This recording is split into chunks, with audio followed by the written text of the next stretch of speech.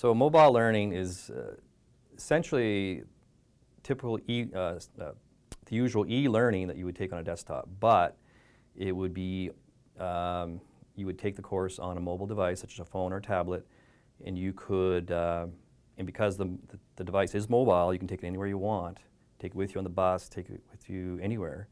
Then you could take a course anywhere.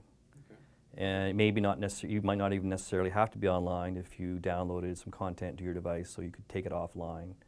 Or even better, if you had access to your data plan, then you could take it online as well. So the idea is because it's mobile, you can take a course anywhere, anytime. You don't need to be tied to your desktop computer or laptop.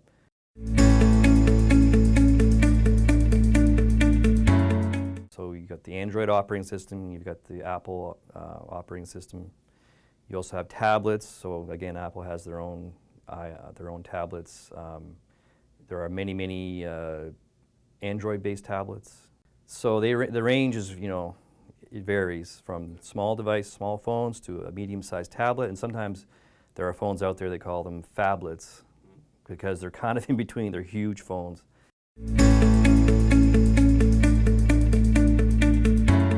So I think you need to have the complete list of what the target device is, because there are many differences between the devices and what they're capable of and how you need to develop for them. So if they give you a wide range of device, we want to work on just about anything, that's a very challenging thing to do.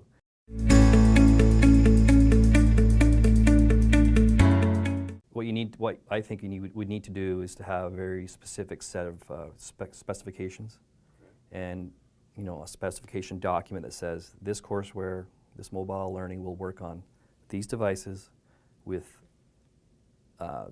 this minimum operating system. If there's anything older than that, we can't guarantee it's going to work.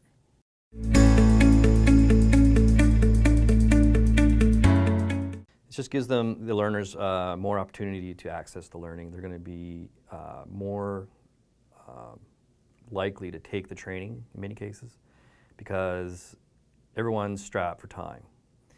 So they may or may not have time during their regular workday to take a course.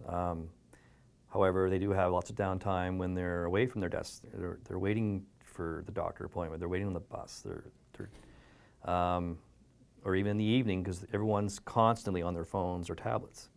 So they might be, more likely to take the course on their own time, on their downtime, because it's more accessible.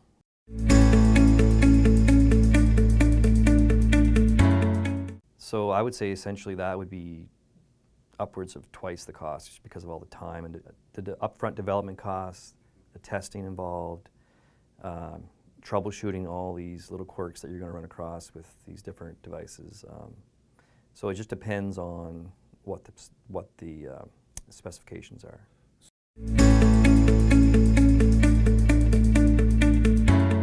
It typically would take a bit longer, but essentially what would happen is you would develop a prototype.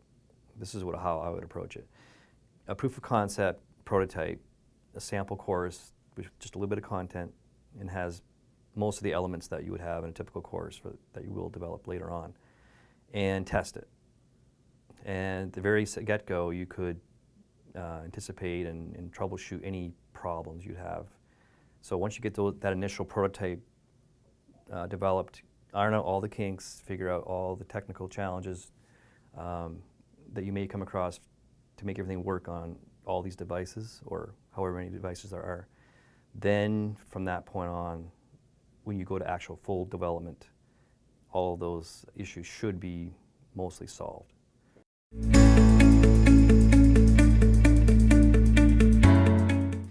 You will give up some functionality. It's somewhat limited, more limited a little bit than a desktop solution.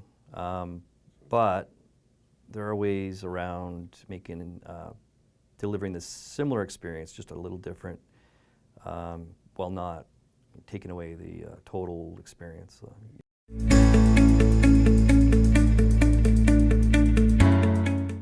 think in terms of mobile learning, a good strategy would be to develop a desktop version of a course, and try to keep the course shorter, not with less is more, less is better. Keep the courses short, small bites of no more than 15 minutes per lesson. With that philosophy in mind, shorter courses, less content, so it's easier for learners to remember. But for the mobile part of it, I think it would be much better to develop more for just-in-time learning. So the learner would take the full course on the desktop, but then later on they may not remember everything they learned. They need a refresher. So that's a great opportunity to develop more like job aids or just-in-time snippets of learning that they can take on the tablet, where they can refresh what they learned, so that when they have to use what they learned, they can use their mobile devices to get a refresher. Typically, it's just take the desktop version, put it on a tablet. But I think that's a big mistake. I mean, you can do that, but I think it would be, when you talk about mobile learning, it should be unique. It should be tailored for that purpose, just-in-time learning. I think that's where it would really shine.